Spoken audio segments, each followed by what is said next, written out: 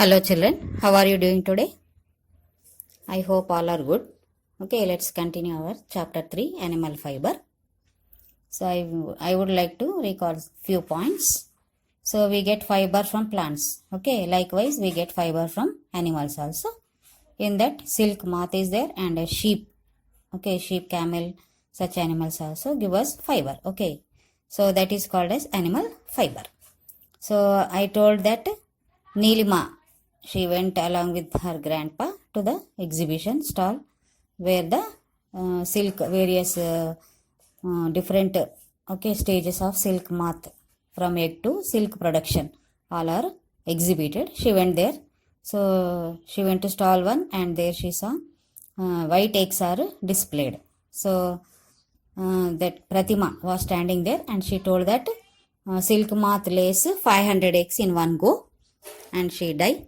The silk moth dies and the eggs are collected and sold. So that center is called egg selling center, seed growing center. They call eggs as seed growing center. Few people go to seed growing center and buy. If seeds are not sold, they transfer the seeds into another separate chambers where they spread white cloth, soft cloth or paper, and they allow the eggs to hatch and small worms come out from them. Okay. And these worms, they eat only one thing, that is tender mulberry leaves. They chop fine tender mulberry leaves and they feed them. And Bombyx mori is the scientific name of silk moth. Okay. So how long they eat mulberry leaves? From 30 to 35 days. And they grow bigger in size. Then they are transferred into another cane frames. Okay. And there they will stick to the frames and they will release one type of sticky matter from their mouth, saliva type like matter, and they will self-arrest, means they weave that silk fiber around the caterpillar and become like a cocoon. It's called as a cocoon, and in local language they call them as pattukayalu. Okay, so after like that they will be for 2 weeks of time. Okay, 7 to 14 days of time. Within 7 to 14 days of time, some change comes in the cocoons. So that change is called as a metamorphism. Okay. So metamorphism means a sudden change which is not at all related to the fourth stage and final stage. We can say fourth stage and final stage. Okay, means from one stage to another stage. There is no resemblance. See, you can see the structure of a caterpillar. It will be somewhat like this. Okay, caterpillar. But if you observe the structure of silk moth, it will be somewhat like this. Okay, somewhat like this, like a butterfly.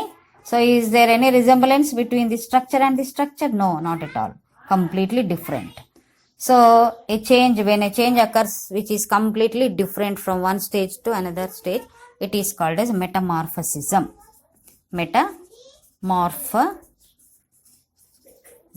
Okay, metamorphism. Okay, understand. In frog also we can see when it is in a tadpole stage, from tadpole to it changes into a frog. So there is no resemblance between the structure of tadpole.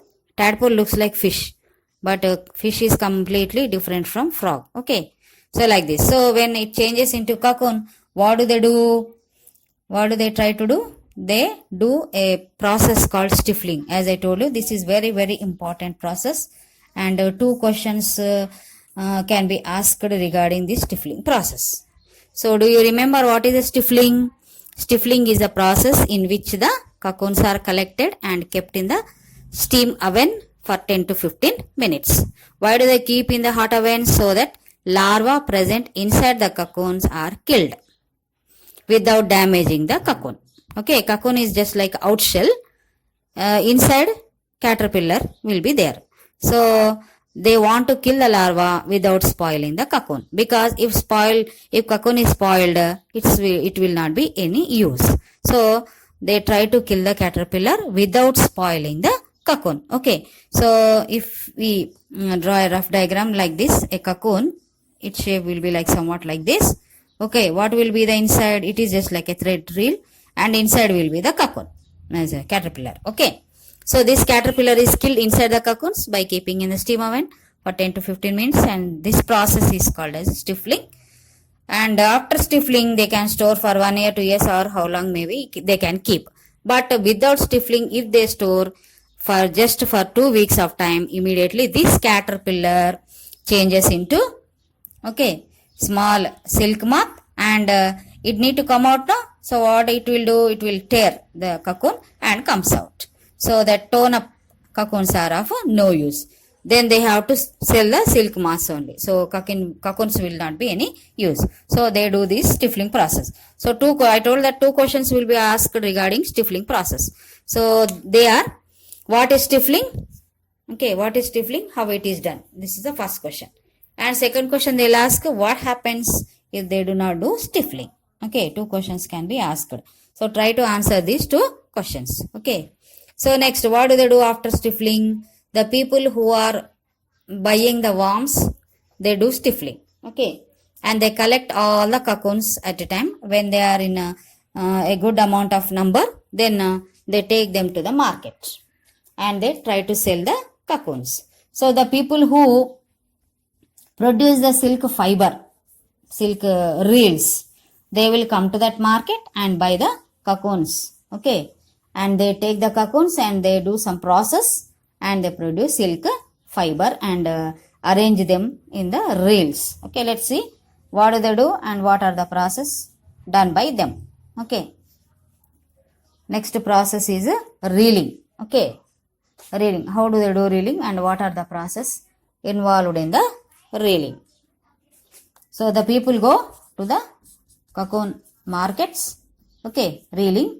And do they do reeling process? They buy the cocoons and do reeling. So when they buy cocoons, first they will boil in the hot water. All the cocoons they will keep in the boiling hot water and boil the cocoons so that the cocoons loosen the fiber. Why do they do boiling? To loosen the fiber. Why they have to lose the fiber? They are very hard. Cocoons are very hard. Okay. So it contains a keratin. Okay, 2 types of proteins are present in the silk. Okay, 2 types of proteins are present in the silk fiber. So keratin, I think you know keratin. If you observe the Tresemme conditioner and shampoos ads, okay, we'll watch in the TV. No, keratin is the protein which is present in our hair. Okay, which is present in our hair and also in the woolen fiber. But in this silk, another type of 2 proteins are present. They are called sericin and fibroin. Sericin and fibroin. Okay. So they are very hard proteins. These 2 are very hard proteins. So we need to loosen them. They need to loosen them. So to lose the protein, to lose the silk fiber, they will put them in the hot water. So if anything you put in hot water, they will become very soft, no? So when we boil rice, what happens when we boil the rice? Hard rice becomes soft, isn't it? Hard rice becomes soft. So to soften them, they will put in the hot water. So what are the 2 types of fiber? Sericin proteins. Okay. Sericin and fibroin.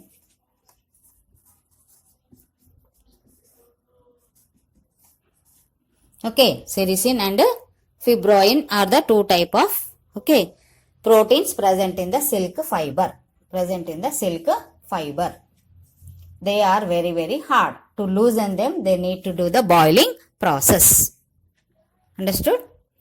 So after boiling them, they will take out the tip of the silk cocoon. As we take the tip of the reel, no? To take the thread, we need to take the tip of the thread from the reel. Like that, they will take the tip of the silk fiber from the cocoon and 3 to 8 fibers are combined. Why? Because they are very thin and delicate. Silk fibers are thin and delicate. Various 3-4 different types of silk fibers are there. All are not the same. Okay. 4 to 5 different types of fibers are there. Depending upon the strength, they'll mix. If they are a little bit strong, 3 are mixed together. If they are weak, 8 are mixed together and reeled like a fiber. Okay. So first process is boiling. Next they will twist and combine the silk threads and make like a fiber. Fiber means thread. Okay. So they will combine, and then what do? They will use some chemicals.